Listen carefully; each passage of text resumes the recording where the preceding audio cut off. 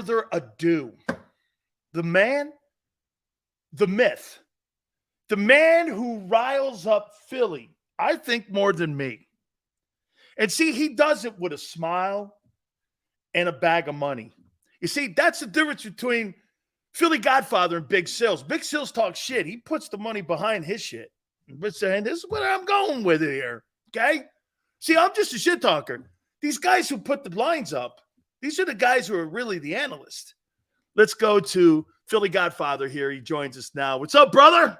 What's up, my man? Another beautiful day in the city of brotherly love. We got an excessive heat warning out here. People are dropping like flies, so it's getting hot out here, man. Absolutely. All right, dude, give me your take on this 2023 season. I said this, the most important player that could potentially be out there, and I want to get this list here for you too, because we went over it with everybody early. I said the most important, and I'm not going to use Jalen Hurts here. I put these guys out here. Here are my 9 guys. I got Terrell Edmonds, Nakobe Dean, DeAndre Swift, Dallas Goedert, Darius Slay. These are for all numerous reasons. Jalen Carter, AJ and Devontae, I put them together. Hassan Reddick, Lane Johnson. These are the most important Eagles if they want to go back and repeat as NFC champions. Who do you think that guy is? I think number 1 is Lane Johnson. I mean, he's the most important person on this team. I mean, he's been unreal. He's maybe the best of all time. He hasn't given up a sack in I don't know how many years. But you notice how different the offensive line plays when he's injured or he's out of the game. There's a huge drop-off with that offensive line. So to me, he's the most important person on this Eagles team. And if anything happens to him, it could change the whole trajectory of the whole season. I mean, hey, Philly, check this out. So when he's on the field, they're a 626 win percentage team. When he's off the field, they're 371. They've won 79 and 47 and 1. And when he doesn't play, they're 13 and 22. Yeah, I mean, the proof is in the pudding right there. Exactly. You got the stats in front of you. I don't have them in front of me, but I just know from watching over the years how difference, what a difference this guy makes on that offensive line. And if you can't protect your quarterback, you're going to have serious issues. Last year, the Eagles struggled against teams with the top 10 sack percentage. They split with the Cowboys. They split with the Commanders. They beat the Colts by 1 point. They lost to the Chiefs in the Super Bowl, and they lost to the Saints, even though they were missing their quarterback. But this year, this team is going to play 6 teams on their schedule. They're ranking the top 10 in sack percentage from last year, and that's not even counting the 49ers, who, when healthy, their defensive line is just as good as anybody. So they got some issues this year. They're going to really have to protect their quarterback. Do you think that game in the week opener is going to be more of a challenge? You know, Tony and I are talking like 30-23 in that week opener, because you got a 1,000-yard back. You got a guy who had almost 1,500 yards in total offense as a running back, and that Stevenson kid. They got 3 guys almost with double-digit sacks. They got that kid, Christian Gonzalez, plus they got Belichick. They've got Bill O'Brien back in the building. I think that is an influence on Mac Jones, who was his coach when he was at Alabama. You think that game's closer than what people think, and maybe even guys like you, 5.5? Could that number come down by the time the season starts? Well, we talked about it last time I was on your show. I was hoping the line went to 7, and I would have bet a ton of money on the Patriots plus 7. The line opened up 5 and went to as high as -6. And now the money's actually going the other way. The line's down to 4.5 in some of the sharper sports books offshore and a couple books in the States. So there's some money betting the Patriots here at +6, +5.5, and +5. And they're moving the market. And, you know, the fans' opinion is great, and the media guys' opinions, you got to listen to it. But it's the sports books who back their opinion with millions and millions of dollars, and that line is dropping. This is a market like any other market, and when you see a number start to plunge, there's something going on there. What does an injury like the one to Joe Burrow do to a line and to expectations? And prior to that, guys like you do all your intel, you look at what's going on with teams, what is back from a year ago. They lost guys in that secondary too. You already lose secondary guys, and now you could potentially lose Burrow for the first month of the season here. What does that do to a line? To the point spread, he's worth at least 7 points to the point spread, depending on who you're playing and who the backup is on that Bengals team. But yeah, he's worth. Trevor Siemian. I mean, Yeah, he's worth at least 7 points to the point spread. Yeah. Oh, hey, by the way, I said this too, Philly. Godfather, I went. If I'm Joe Burrow, man, I will not step on another football field until my contract is done. You get that deal done now because you just gave Justin Herbert $262.5 million. I'm not getting on that field unless you give me 270, and we'll go from there. Thank God it's not anything devastating. It's more of a calf strain than it is structural. But do you agree? You don't put that guy back on the field again. No, absolutely not. He's worth all of 270. I'd give him 300. I mean, to me, who is it? Patrick Mahomes and Joe Burrow, best quarterbacks in the NFL. Who's better than those two? Absolutely. All right. Jalen Hurts. All right. I got a couple over-unders on you, and I want to do this. And first, I want to start out in the NFC East. Washington Commanders, over-under 8 wins. They were 8-1 last year. I know. And they had a lot of issues, a lot of problems. They got a great pass rush. They beat the Eagles as 11-point underdogs last year. With Tyler Heineke. Yeah. It's right there, man. I wouldn't bet it either way, but it's close. If anything, Giants got better. Giants were really injured last year. They're going to be healthy. They're playing a tougher schedule, the East. Tougher schedule. Cowboys got better. The Eagles are really good. It's right there, man. To be honest, I wouldn't bet it either way. Giants, over under 9 wins. Man, they got a tough schedule this year. I'm going to say over. Ooh, wow. So you think the Giants are real? I think they win at least 9 games, at least. And if the ball bounces their way and maybe a couple of the other teams in the NFC East get a little banged up, they can sneak in there. I mean, they're really good, and I think Danny Jones has a good year. Last year, they were banged up. I think they were the 3rd most injured team in the NFL. This year, they're healthy, but their schedule's a little tougher. They got a great coach. I mean, their coach is unreal. You saw what he did last year. He was making a lot of magic there. At least 9 wins. Do you think that Daniel Jones is comparable to Jalen Hurts? He's going to have to prove it this year. I mean, if he is, he's going to have to prove it. He's great at running the ball. He has flashes of brilliance, but sometimes he gets brain cramps. He's going to have to step it up this year. He's going to have to step it up.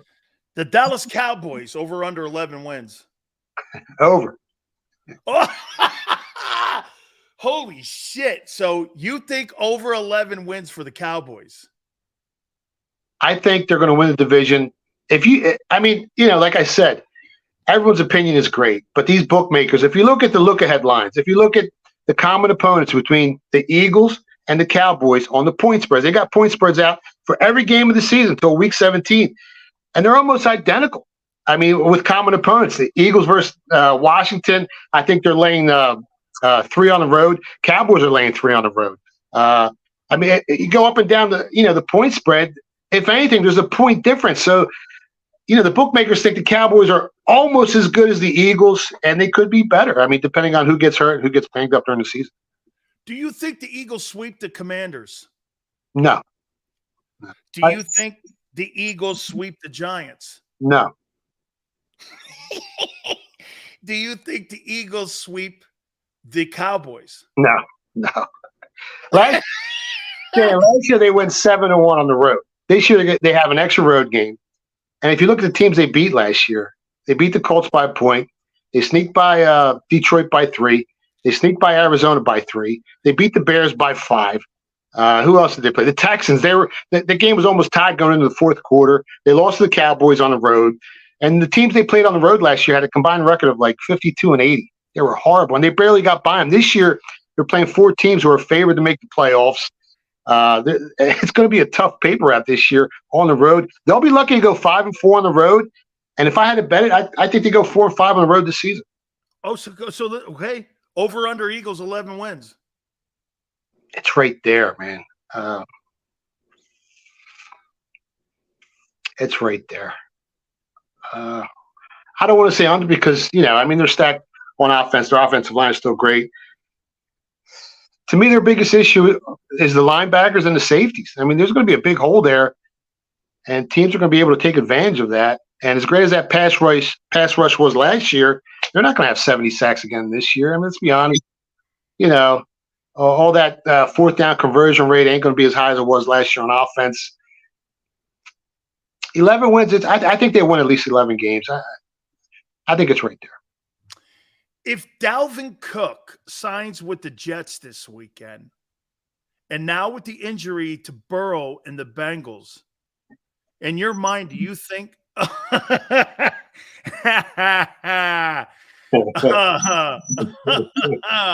the undefeated. It's a Joe Namath team. Everyone signed the helmet. Oh, that's dope, man. Holy cow, that's great. My friend Winston Hill's got to be on that bitch. That's awesome, man. He's on there. So if they get Dalvin Cook and they don't let him leave the building this weekend, you think that elevates the Jets more into a position where their chances of being more of a playoff player, not just a playoff team, Godfather, but a playoff contender and going far? Do you think that changes the room, or do you think they're already there anyway? I think they're already there with Aaron Rodgers. That defense is unreal. It definitely helps. I mean, he's a game changer. So in certain key situations, when you need someone to break a tackle and take it to the house, he's definitely one of those guys. It doesn't change. Doesn't do anything to the point spreads on the season, to the season win totals, to the Super Bowl odds. It won't even move the needle at all. But when you need a guy in the playoffs in the fourth quarter who's been there, who's been battle tested, you played football, and you give him the ball, he's going to make something happen. So yeah, it definitely makes the team a little bit better. It doesn't change the odds on any of the games or on the season win totals. It just makes them a stronger team.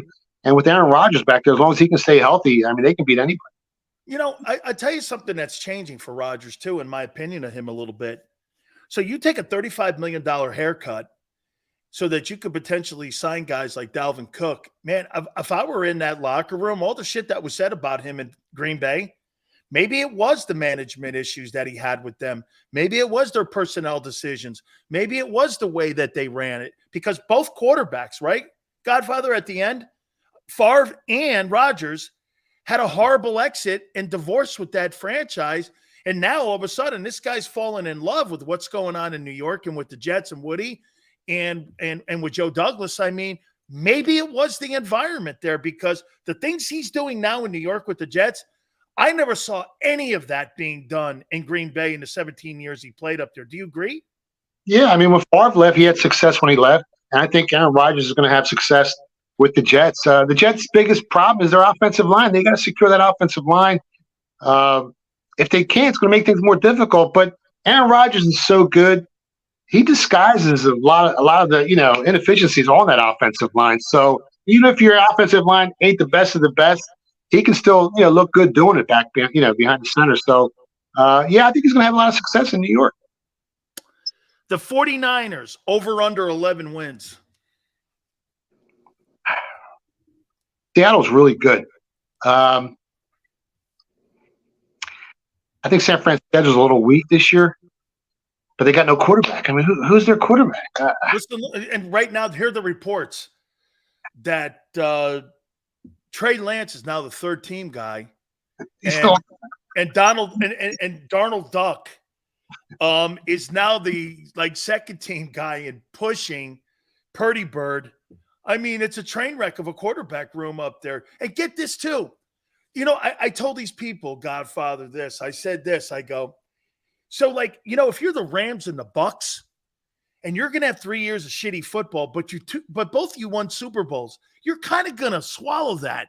But if you gave up 3 wins in your future, and that guy's a stiff, and you haven't won a Super Bowl, that's a disaster. Has to be a disaster in San Francisco. John Lynch, right? Yeah, I mean, I think I know football. I've been watching it, since I was a kid, 40 years, maybe longer. And I kept saying, "What are they seeing this kid in Trey Lance?" And and then I would, pump the brakes and be like, "Well, I'm not on the practice field. These guys are running football teams. They got to know more than me." And in the end, I don't know what they saw in that kid, and they spent almost everything on that. I just don't know what they were thinking. You still got to give him a chance, I guess. He's got a small sample size, but again, I haven't seen anything from Trey Lance that impresses me. So I think it was a disaster. How about this? If you ever look at a quarterback and he's in a conference where you got two white guy corners and you got a quarterback that has these giant wide open beer drinking 11, you got 11 white guys on defense, and there's Trey Lance. I don't know, man. I'm not drafting anybody out of that. I'm just that kid. There's no Jason Sehorns when you're talking about playing against like North Dakota State. Is that how you'd say it? I don't know where the hell. I'm with you. Why would you draft a guy? Do you know he's only had 416 passes in the last 4 years? Yeah.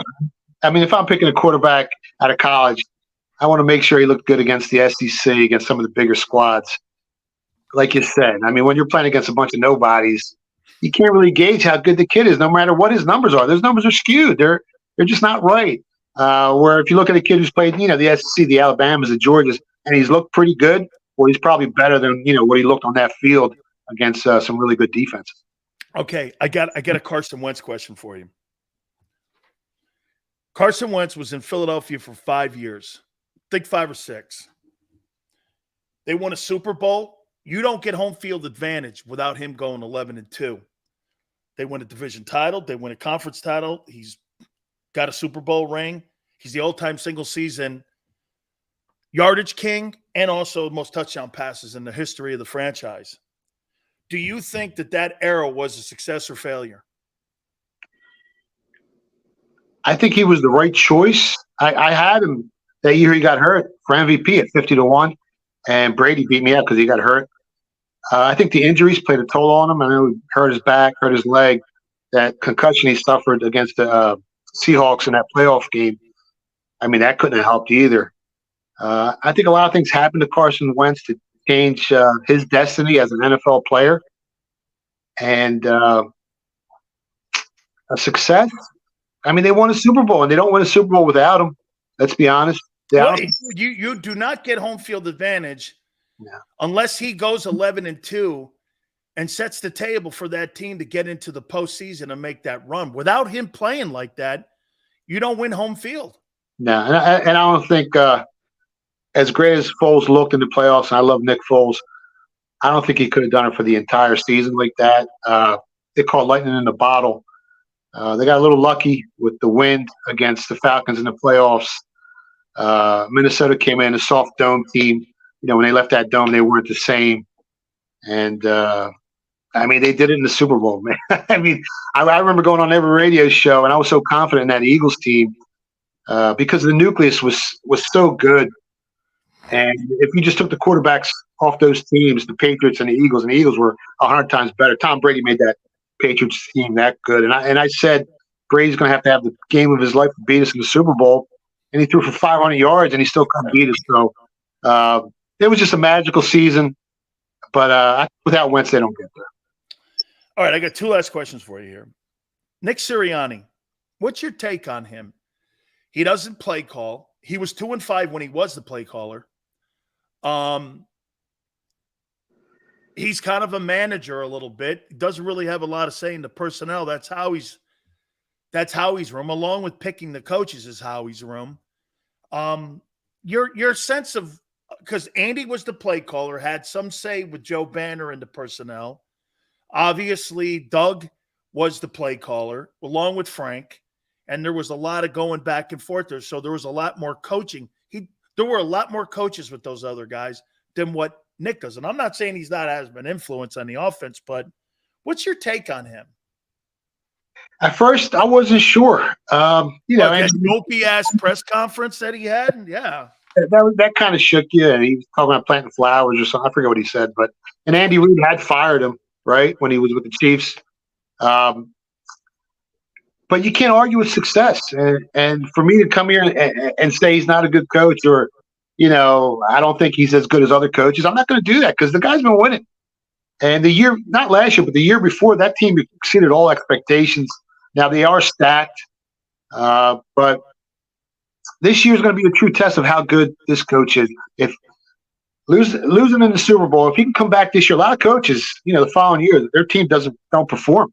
So if he can come back, it's been 53 years since a team lost the Super Bowl, went back and won it, and was the Chiefs. Yeah, it's not easy. So even if he gets to the playoffs, if he gets to the championship game, it's going to be a successful year. If they win the Super Bowl, obviously it's going to be awesome for Philly. But I'm not going to say he's a bad coach. I'm just not sold on him as a great coach yet. But he's been a pretty good coach so far. Better coach, Doug Peterson or Nick Sirianni? Doug Peterson. Better coach, Doug Peterson or Andy Reid? Andy Reid. Even though what he's done, he completely turned Trevor Lawrence back around again after Urban Liar was down there, and he takes over for Urban Liar, and he's completely saved that guy. And remember something, the Chiefs versus the train wreck of the Jags. So he's changed the culture around too. I think Doug is underrated. I think he's underrated too, but in order for me to put him above Andy, I need more years, right? You need more years to see what happens. But in all honesty, Dougie P won the Super Bowl with Nick Foles, and Andy Reid's got Patrick Mahomes that did it for him. So, you put Patrick Mahomes on any of those Doug Peterson teams, he might have 4 Super Bowl wins. I am going to sneak one more in on you here because we had a debate on this. And my boy Tone, who was born and raised in Philadelphia, let me have it here on this. So Jeffrey Lurie's entering his 30th year as owner of the Philadelphia Eagles. He's won 1 Super Bowl in those 30 years.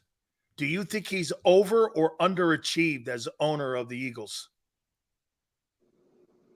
I think he's overachieved. Why? It's so hard. I mean, it's so hard to win a Super Bowl. I mean, who was winning the Super Bowls? Tom Brady's, Peyton Manning's. I mean, the Eagles never had that quarterback with Andy Reid, but that team got there every year. I mean, who's been to the championship more than the Eagles in the past 20 years? I mean, the Patriots, I think he's overachieved. I didn't expect him to be that good of an owner when he showed up. And the Eagles have been a really good team almost each and every year since he's been the owner. So, it's not easy to do in the NFL. So you think he's better than Leonard the Toad? Well, at least he's not in Atlantic City playing blackjack and losing all his money. or the guy in France, his buddy would say, Norman Brayman. Yeah, the guy in France. I want to know who hired Ray Rhodes as a coach for the NFL. So this is what we're going to start doing because if you're not shaking it up, in my opinion, if you're not shaking it up, you're nobody. And you shake it up. So we're going to do this every Friday at 5:30 Eastern with our boy, Philly Godfather. And he's going to set us up for the weekend. I can't wait for the upcoming NFL season, man. As we get, hey, do you do a lot of stuff when it comes to preseason ball, or is that not going to happen? No, we bet everything. Anywhere we have an edge. I mean, if I could pitch quarters and the one, coin's a little banged up, I'm going to bet. Wherever we got an edge, we're going to fire away. And I won't bet on anything if I don't think I have an edge on. It's all about positive expectations. Your new nickname is Let It Roll. yeah. Listen, just get in shape because we might have a little movie role for you. I am stoked. I posted this, and now that Godfather just said this, so he's trying to work me into a movie that he's involved in here, and Big Seals is going to have to play like a like some sort of biker guy, which it's not a hard reach for me. Hey, let me give it to you what I did. So I showed up at a press conference because those Hurricane teams back in the day were maniacs, right? Yeah. So I found this Hell's Angels jacket at an Army Navy store. So I put it on. I walk into a press conference. I got this Hell's Angels jacket on. Jimmy Johnson's going, oh my God. I sit down. They start talking to me, and I go, what do you want to know? And they go like this. Oh my! And it just fed into the entire. Get this, Mike Missinelli's writing because he was writing for the Inquirer at the time, and he's a big Penn State honk. And he's going like he goes, "Oh, here's these guys. These guys are monsters." And hilarious. Jimmy's like, "So you come into a press conference with a Hell's Angels jacket on?" Jerome's looking over at me, going, "This is hilarious." That's awesome. That's Thank a great you, brother. I'm very stoked about this too, man. It's really cool. Well, you know how to ride a motorcycle too, so it's perfect. Yep, absolutely. Absolutely. My friend, have a great weekend, and I will see you next Friday at 5:30. We really appreciate you.